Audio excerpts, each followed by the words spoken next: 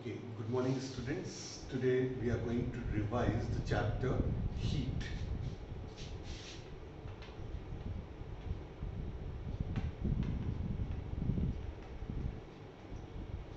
Now, we all know that heat, what is heat?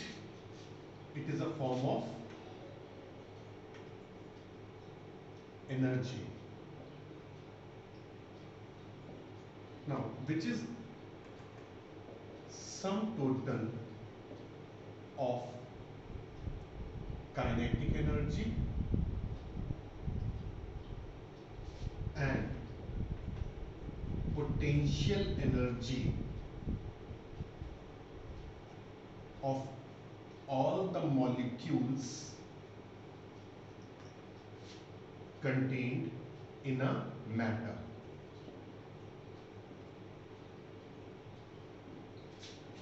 Now, since it is a form of energy, its SI unit is joule. But we use other unit also. The other unit is calorie. Now, we define 1 calorie as it is an amount of heat energy required to raise the temperature of 1 gram of water from 14.5 degrees centigrade to 15.5 degree centigrade. That is through 1 degree centigrade. What does it mean? If we take 1 gram of water at 14.5 degrees centigrade and start heating it, and when its temperature raises to 15.5 degrees centigrade, then amount of heat given to that 1 gram of water is called calorie. Now, calorie is related to joule, as 1 calorie is equal to 4.186 joule or approximately 4.2 joule. Now, temperature.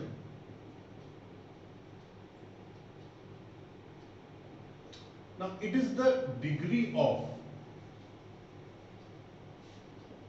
hotness or coldness of a body. Remember students, temperature does not tell us about the amount of heat contained in a matter. It is just the degree of hotness or a coldness of a body, or rather we can say it is just a potential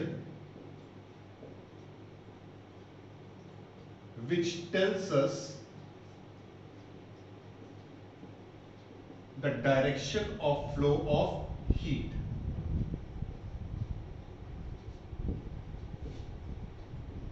That is, heat always flows from high temperature to low temperature. That is, if we have a small iron ball A and another big iron ball B, but if A is at 45 degrees centigrade and B is at 42 degrees centigrade, no doubt the amount of heat contained in B is much more than the amount of heat contained in A, but still the A is at higher temperature, the heat will flow from A to B.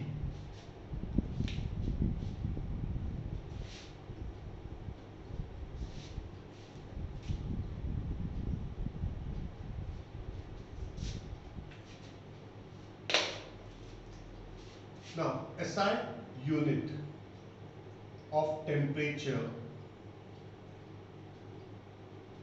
is Kelvin. Now, there is no degree sign in the Kelvin because the Kelvin scale is independent of any of the thermometric property of any liquid. So SI unit of temperature is Kelvin. Other units are degree Celsius and degree Fahrenheit. Now while calibrating a thermometer, we should have a lower fixed point. Now lower fixed point is the melting point of pure ice, and the upper fixed point is boiling point of pure water at normal pressure. Now normal pressure is 760 millimeter of mercury. That means at 760 millimeter of mercury, the water boils at 100 degree centigrade. Now we have three scales. The one is degree centigrade, another is degree Fahrenheit, and the third one is Kelvin. Now for degree centigrade, the lower fixed point is 0 degree. For Fahrenheit scale, the lower fixed point is 32 degree. For Kelvin scale, the lower fixed point is 273. Now upper fixed point of degree Celsius is 100 degrees Celsius. For the Fahrenheit, it is 212 degree Fahrenheit, and for the Kelvin scale, it is 373 Kelvin. Now as we see that the difference between upper and lower fixed point in both degree Celsius and in Kelvin scale is 100, but in Fahrenheit scale, the difference between upper fixed point and the lower fixed point is 180. So if we need to convert one temperature in scale to another, we need to derive a formula, and that formula we had already learned. I'm just going to write it again. So as to convert either degree centigrade into degree Fahrenheit or degree Fahrenheit into degree centigrade, the formula is C by 5 is equal to F minus 32 by 9. You must remember this formula. And if we need to convert degree centigrade into Kelvin, then it is very easy. T Kelvin is equal to small t degree centigrade plus 273. So if we need to convert degree centigrade into Kelvin, what we need to do, we just have to add 273 to it.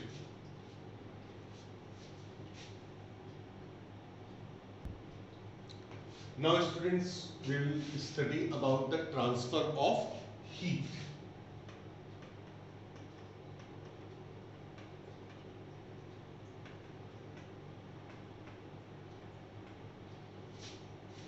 Now, there are three modes of transfer of heat.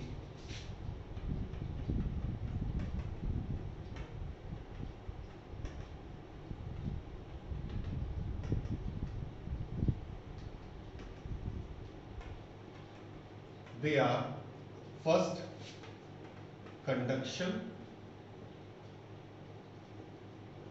convection,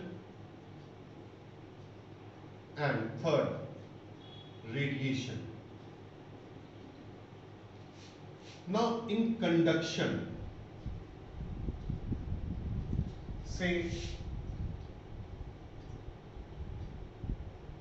I've taken a flame and I've taken a rod,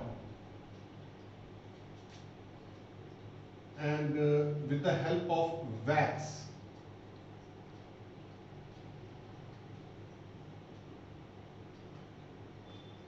I stick some pins. Now I kept one end of the rod on the flame. So what happens? The flame, which is at higher temperature, will transfer heat to one end of the rod. Now the atoms or the molecules of this rod will absorb heat and will start vibrating at their mean position with a longer amplitude. What happens? This will make the adjacent molecule to again vibrate with a longer amplitude. And this way, by particle to particle, the heat will transfer from hotter end towards cooler end. We will see that first the pin A will fall. After that the pin B will fall. After that the pin C will fall. And so on. So we see that in conduction, heat flows from a hotter end towards a cooler end from particle to particle. But there is no actual movement of the particle. The particles, they vibrate at their mean position and transfer energy from one molecule to another molecule. So this is conduction. When the heat is transferred from the hotter end towards the cooler end from particle to particle is called conduction. For convection, I showed you people a simple activity, and if you people have that link, then you can go through it again. What I have taken a beaker filled with water, Bunsen burner, and I took a very tiny crystal of potassium permanganate.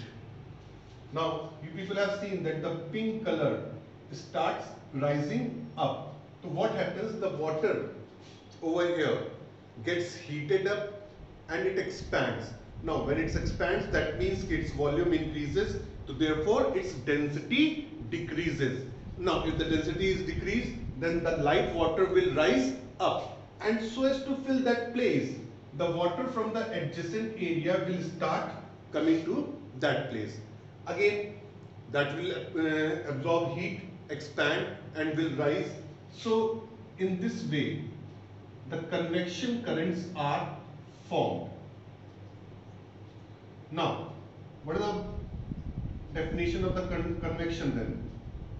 When it is a mode of the transfer of heat where medium particles actually absorb the heat, move from that place, and the colder particles come and acquire that place, again heated and then move from that place. So this is the mode of convection. Now convection is only possible in liquid and gases. It is not possible in solids. Now radiation. Radiation is the fastest mode of transfer of heat. As we know that most of the heat energy we get it from sun, and there is a vast vacuum between sun and earth. Still the heat radiations come from the sun to our earth. That means the heat radiations do not require any material medium for propagation. Furthermore, we all know that the black body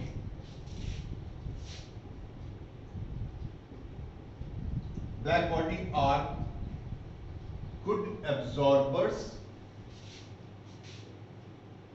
as well as they are good radiators.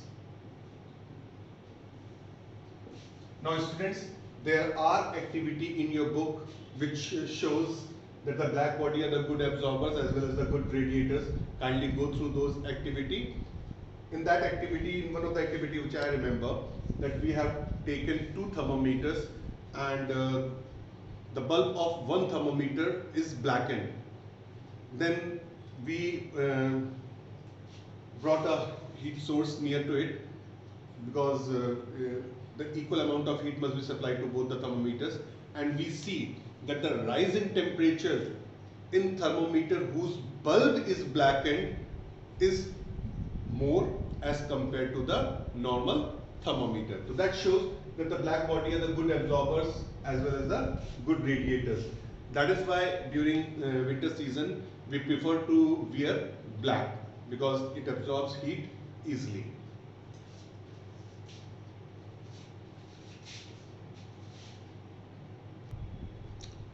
Okay students, we will do some numerical problems. Say convert 75 degree centigrade into degree Fahrenheit. So we all know that formula, that C upon 5 is equal to F minus 32 upon 9. Now we have been provided with C, that is 75 degree centigrade. So 75 by 5 is equal to F minus 32 upon 9. 5, 1, 15. 15 into 9 is equal to F minus 32. This is 135 plus 32, or F is equal to 7, 6, 167 degree Fahrenheit.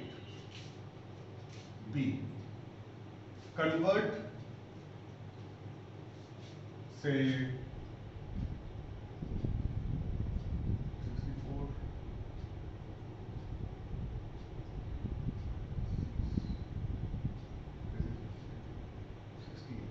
convert 68 degree Fahrenheit into degree Celsius. Now again, using the same formula, C by 5 is equal to F minus 32 by 9. Now this time the Fahrenheit scale is given to 68 minus 32 upon 9, or C by 5. 68 minus 32, that is 36 by 9, 4, cross multiplying, 20 degree Celsius.